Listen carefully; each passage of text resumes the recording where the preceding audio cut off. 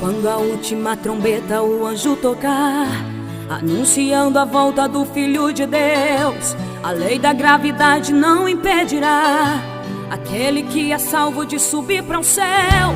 Em algum lugar nas asas do universo nos encontraremos em corpo de glória.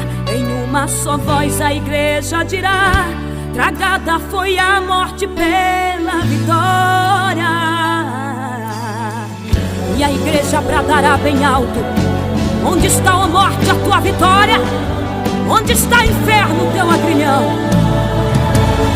Enquanto a igreja lá no céu recebe o galardão, a terra vai entrar na fase da tribulação.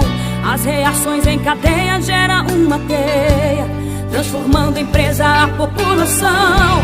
O magma da terra superaquecido cria terremotos e acende os vulcões.